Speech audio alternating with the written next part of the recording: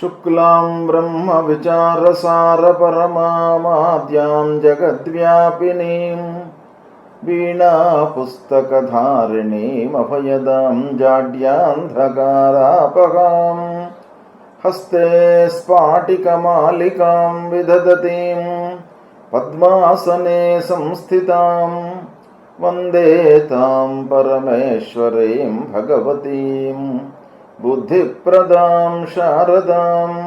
श्री महागणाधिपतये नमः। श्री महासरस्वती नमः। శ్రీ గురుభ్యో నమః. కుంభరాశి వారికి ఏలినాటి శని యొక్క ప్రభావము ఈ సంవత్సరం ఎలా ఉండబోతుందో అనేటువంటి విషయాన్ని మనము తెలుసుకుందాం. ఏలినాటి శని కుంభరాశి వారికి చివరిలోకి ప్రవేశిస్తున్నాడు.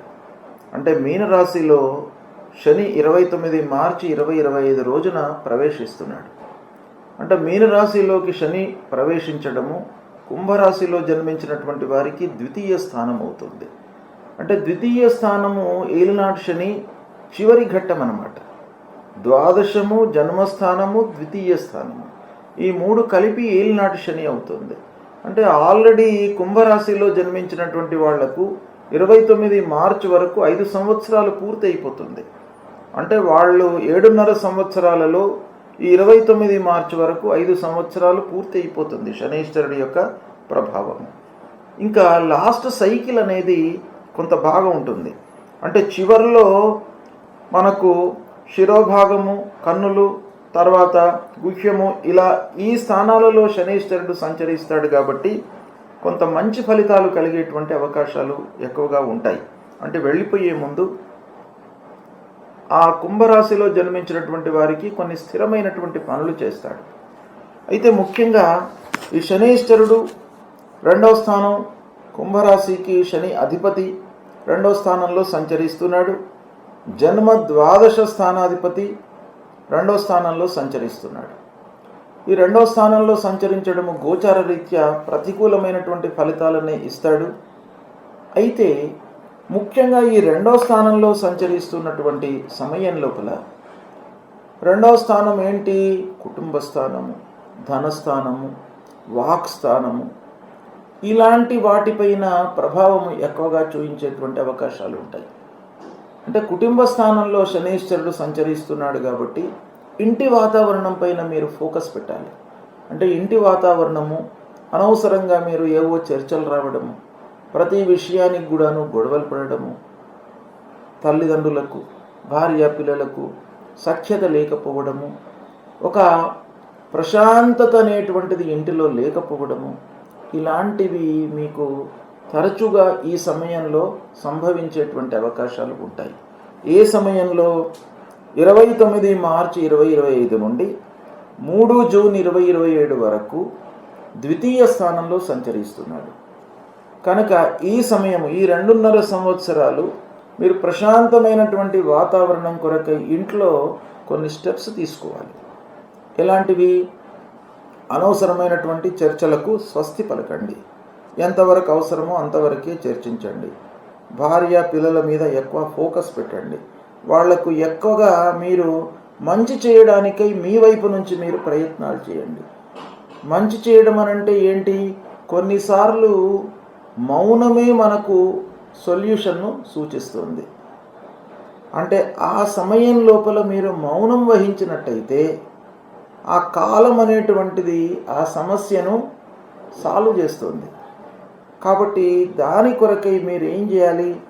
ఆ ఇమ్మీడియట్గా మీరు రియాక్ట్ అయ్యి, ఆ సమయంలో నేను ఏదో ఉద్ధరిస్తాను అనేటువంటివి చెప్పకుండా మీరు కొంత సమయానికి వేచి ఉన్నట్టయితే ఆ సమస్య అదే సాల్వ్ అయిపోతుంది. అలాంటి వాటికై మీరు ప్రయత్నాలు చేయండి. ఇక ముఖ్యంగా ఆదాయము పైన గండిపడేటువంటి అవకాశాలు ఉంటాయి. అంటే రాబడి తగ్గే అవకాశాలు ఉంటాయి. రాబడి లోపల హెచ్చు తగ్గులు, ఒక నెల లోపల డబ్బు రావడము, ఇంకో నెల లోపల డబ్బు తగ్గడము, అనవసరమైనటువంటి ఖర్చులు, రావాల్సినటువంటి సమయానికి రాకపోవడము. వస్తుంది డబ్బు కానీ సమయానికి రాదు. సమయానికి రాకపోయేటప్పటికీ ఏమవుతుంది? ఆ పని మీరు నిర్వర్తించడానికి అప్పులు చేయవలసి వస్తుంది. అప్పులకు మళ్ళీ వడ్డీలు కట్టవలసి వస్తుంది.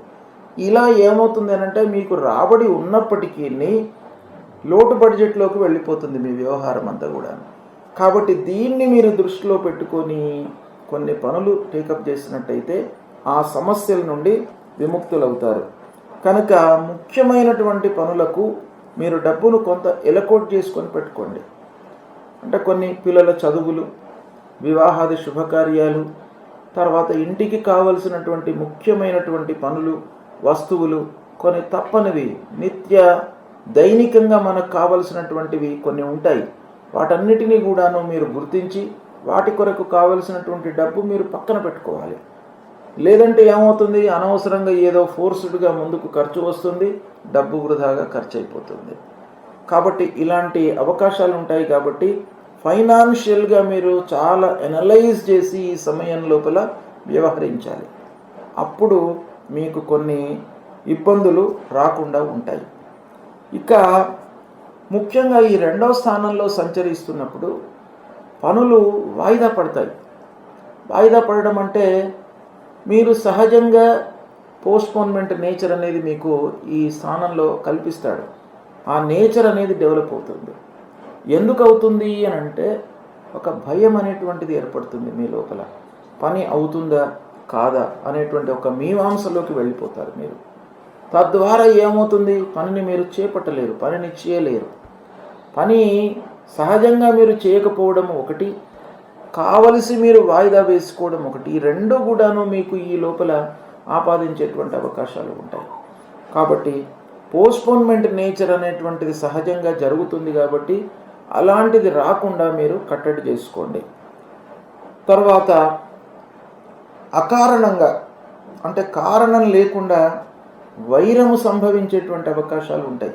ఏ లెవెల్లోనైనా కానివ్వండి, ఉద్యోగస్తులకు ఆఫీసులో, పక్కవారితో, అధికారులతో, క్లయింట్స్తో అనవసరమైనటువంటి వాగ్వివాదాలు, అనవసరమైనటువంటి కలహాలు తలెత్తే అవకాశాలు ఉంటాయి. విద్యార్థులకు తోటి విద్యార్థులతో కలహాలు, మిస్అండర్స్టాండింగ్స్, లెక్చరర్స్తో వాద ప్రతివాదాలు, అనవసరమైనటువంటివి ముందుకు వచ్చే అవకాశాలు ఉంటాయి. అలాగే వ్యాపారస్తులకు కూడాను క్రయ విక్రయం బాగానే జరుగుతుంది, కానీ అకారణమైనటువంటి వైరం వస్తుంది అనుకోండి, గ్యాప్ ఏర్పడుతుంది. క్లయింట్కును వ్యాపారస్తుడికి గ్యాప్ ఏర్పడినట్టయితే మనకు వ్యాపారము అంత సవ్యంగా జరగదు. కాబట్టి అకారణంగా మనకు కలహాలు వచ్చేటువంటి అవకాశాలు బాగా ఉంటాయి. కనుక మీరు దాన్ని కొంత కట్టడి చేసుకోండి. ఇక ప్రారంభించినటువంటి పనుల లోపల కూడాను ఆటంకాలు, చంచలత్వము, పనులు పూర్తి కాకపోవడము, సమయంలో మీరు ఈ సమయంలో పూర్తి చేస్తాను ఈ పని అని అనుకుంటే ముఖ్యంగా వ్యాపారస్తులకు ఆ సమయం లోపల పని పూర్తి కాదు. కాకపోయేటప్పటికీ ఏమవుతుంది, ఆర్థికమైనటువంటి భారం పెరిగిపోతుంది. ప్రాజెక్టు మనకు ఒక ఇంత సమయంలో ఇంత డబ్బుతో నేను పూర్తి చేస్తాను అనే ఉద్దేశంతో మీరు ప్రారంభిస్తారు. కానీ ఆ సమయంలో పూర్తి కాకపోయేటప్పటికీ మనకేమవుతుంది, ఆర్థికమైనటువంటి బర్డెన్ పెరిగిపోతుంది. అప్పుల బాధలు, అప్పులు మనం చేయవలసి వస్తాయి, లాభాలు రావు, మనస్తాపం, ఇవన్నీ కూడా జరిగేటువంటి అవకాశాలు ఉంటాయి. కాబట్టి మీరు పనిని ఒక ప్రోగ్రాం వేసుకొని పూర్తి చేసుకోవాలి. ఇది చాలా ఇంపార్టెంట్ విషయం. ఇక చంచలంగా ఉండేటువంటి అవకాశాలు ఉంటాయి. అంటే మీరు డిసిషన్ మేకింగ్ అనేది ఈ సమయం లోపల చాలా ప్రాబ్లం క్రియేట్ చేస్తుంది మిమ్మల్ని. అంటే సరి అయినటువంటి సమయం లోపల మీరు డిసిషన్స్ తీసుకోకపోవడం మూలకంగా ప్రాబ్లమ్స్ తలెత్తేటువంటి అవకాశాలు ఉంటాయి. కాబట్టి మీరు డిసిషన్ మేకింగ్ సమయస్ఫూర్తితో ఉండడము ఈ ద్వితీయ స్థానంలో సంచరిస్తున్నప్పుడు చాలా అవసరము. ఇక ఆత్మీయులు, స్నేహితులు, వీళ్ళందరితో కూడాను మీకు విరోధము కలిగేటువంటి అవకాశాలు ఉన్నాయి. కాబట్టి కొంత జాగ్రత్తగా వాక్స్థానం కూడాను, ఈ వాక్స్థానంతో ఏమవుతుంది మీకు అనంటే ఇబ్బందులు వస్తాయి. అనవసరంగా మీరు నాలుకను అంటే నోటిని కంట్రోల్ చేసుకున్నట్టయితే మీరు అందరితో కూడాను బాగా ఉండగలుగుతారు. అనవసరమైనటువంటి దుర్భాష, అనవసరంగా మనము రియాక్ట్ కాకుండా ఉన్నట్టయితే పని మీకు సక్రమంగా జరుగుతుంది. కాబట్టి మీరు వాక్కును, మాటను కొంత మీరు కంట్రోల్ చేసుకోవాలి. అహంభావం పెంచుకోకూడదు. ఒకప్పుడు ఉన్నటువంటి స్థితినే మీరు ఎల్లప్పుడూ కూడాను ఊహించుకొని మీరు చేసినట్టయితే అవి పనులు జరగవు. కాబట్టి ఆ సమయంలో మనకున్నటువంటి స్థితిని. ఈ స్థితి మూలకంగా మనం ఇప్పుడు ఈ సద్యస్కాలంలో మనం ఏం నిర్ణయాలు తీసుకోవాలి అనేటువంటి విషయంపై మీరు ఫోకస్ పెట్టాలి. అది ద్వితీయ స్థానంలో ఉన్నప్పుడు చాలా అవసరం. కాబట్టి ఇలాంటి విషయాలు మీరు కొంత జాగ్రత్తగా చూసుకున్నట్టయితే మీకు కలిసి వస్తుంది. తర్వాత మానసికంగా ఇబ్బందులను ఎదుర్కొనేటువంటి అవకాశాలు ఉంటాయి ద్వితీయ స్థానంలో సంచరిస్తున్నప్పుడు. కనుక ఇవన్నీ కూడాను ఉన్నాయి. ఇక ముఖ్యంగా కుంభరాశిలో 3 నక్షత్రాల్లో జన్మించినటువంటి వాళ్ళు ఉంటారు.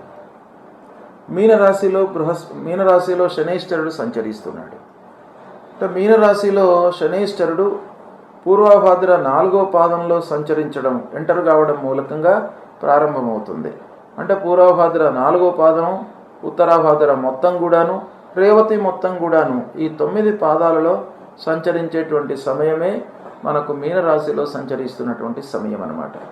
అయితే ఈ మీనరాశిలో సంచరిస్తున్నటువంటి సమయంలో కొంత మనము ఈ కుంభరాశిలో జన్మించినటువంటి వారికి శని ఇప్పుడు వెళ్ళిపోతున్నాడు కాబట్టి కొంత క్లాసిఫై చేసి నేను మీకు ఎక్స్ప్లెయిన్ చేస్తాను.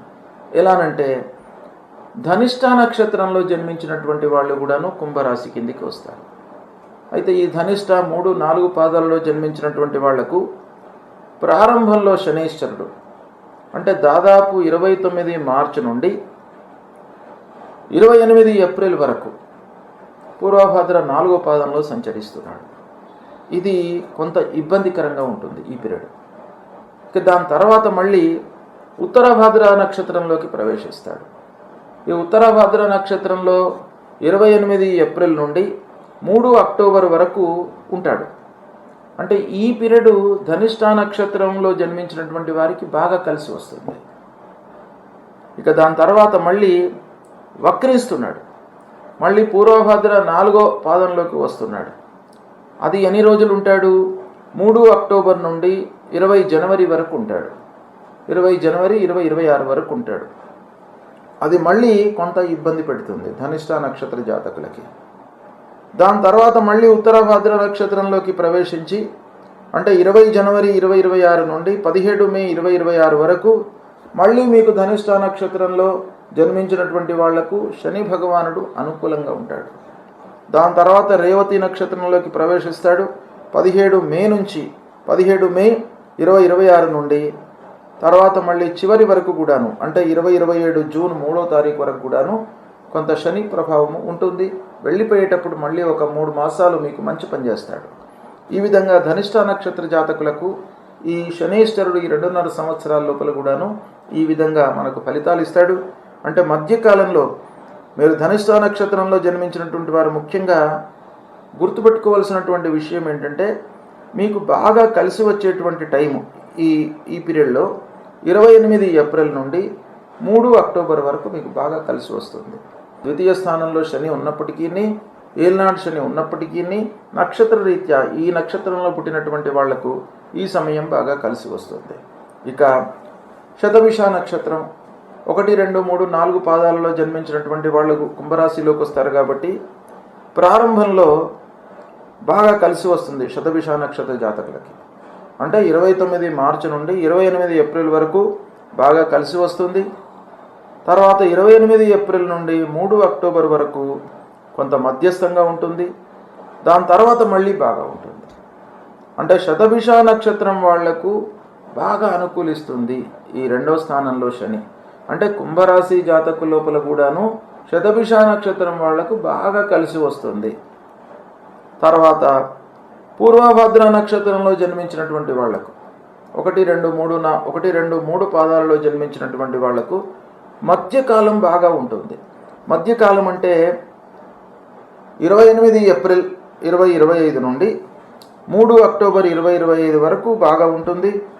దాని తర్వాత మళ్ళీ 20 జనవరి నుండి 17 మే 2026 వరకు ఈ సమయము బాగా ఉంటుంది పూర్వభద్ర నక్షత్రంలో జన్మించినటువంటి వాళ్లకు. అంటే నక్షత్ర రీత్యా ఈ 2వ స్థానంలో శని సంచరిస్తున్నప్పటికీ, రాశి ప్రకారంగా ప్రతికూలత ఉన్నప్పటికీ, అందులో సూక్ష్మంగా మనం ఆలోచించినట్టయితే నక్షత్ర రీత్యా నేను చెప్పినటువంటి విధంగా ఆ సమయం లోపల ఈ నక్షత్రాలలో జన్మించినటువంటి వాళ్లకు బాగా కలిసి వచ్చేటువంటి అవకాశాలు బాగా ఉన్నాయి. దీన్ని మీరు ఈ సమయాన్ని గుర్తుపెట్టుకొని మీరు పనులను ప్లాన్ చేసుకున్నట్టయితే మీరు సక్సెస్ రేట్ అనేటువంటిది మీకు బాగా పెరుగుతుంది. అయితే ఈ ద్వితీయ స్థానం గోచార రీత్యా ప్రతికూలమైనటువంటి స్థానం కాబట్టి ఈ శనికి సంబంధించినటువంటి పరిహారాలు మీరు తప్పకుండా చేసుకోండి. ఏం చేయాలి శనేశ్వరుడు ప్రతికూలంగా ఉన్నప్పుడు అనంటే, శని భగవానుడు యొక్క దుష్ప్రభావము తగ్గడానికి ఆంజనేయ స్వామిని కొలవండి. ప్రతినిత్యం కూడాను ఆంజనేయ స్వామి దేవాలయానికి వెళ్ళండి. ఆంజనేయ స్వామికి వీలైతే శనివారము మంగళవారము మీరు అభిషేకం చేయించండి. మీకు ముఖ్యంగా ఆంజనేయ స్వామి మూలకంగా భయము ఆందోళన ఇవన్నీ లేకుండా ఉంటాయి. ఆంజనేయ స్వామికి సింధూరం పెట్టించి అభిషేకం చేయించండి. తర్వాత ఆకు పూజ చేయించండి. ఆంజనేయ స్వామికి 3 ప్రదక్షిణాలు చేయండి. హనుమాన్ చాలీసా పారాయణం చేయండి. తర్వాత దగ్గరలో ఉన్నటువంటి శివాలయానికి రోజు కూడాను వెళ్ళడము మీరు ప్రాక్టీస్ చేయండి. ప్రాక్టీస్ అంటే ఏం లేదు, దైనందికంగా అంటే జీవితంలో కొన్ని మనం రొటీన్గా చేస్తుంటాం. ఎలాంటిది? స్నానము, భుజించడము, పడుకోవడము, ఇవన్నీ కూడా మనిషి శరీరానికి కావలసినటువంటివి కాబట్టి ఆ విధంగా దైవభక్తిని మీరు పెంచుకోండి. అంటే మనిషికి ప్రతినిత్యం కూడాను భోజనము ఎంతనైతే అవసరమో అంతే ప్రాధాన్యత ఇస్తూ ప్రతినిత్యం కూడా మీరు దేవాలయానికి వెళ్ళినట్టయితే ఆ భగవంతుడి యొక్క అనుగ్రహం మీకు బాగా లభిస్తుంది. తప్పకుండా మీకు మంచి ఫలితాలను ఆ భగవంతుడు ఇస్తాడు. ఈ శనేశ్వరుడు ఏ స్థానంలో ఉండనివ్వండి, ద్వితీయ స్థానంలో ఉన్నా కూడాను మీకు ఆ భగవంతుడి యొక్క అనుగ్రహము, భగవంతుడి ఆధీనంలోనే గ్రహాలన్నీ కూడాను సంచరిస్తుంటాయి. కాబట్టి మీరు ఏకంగా భగవంతుడినే మీరు ఆరాధించినట్టయితే తప్పకుండా భగవంతుడి యొక్క అనుగ్రహం మీకు లభిస్తుంది. శివారాధన చేయండి, ఆంజనేయ స్వామి గుడికి వెళ్ళండి, నవగ్రహ దేవాలయానికి వెళ్ళండి. ఈ విధంగా చేసినట్టయితే తప్పకుండా మీకు శుభ ఫలితాలు కలుగుతాయి. శుభం.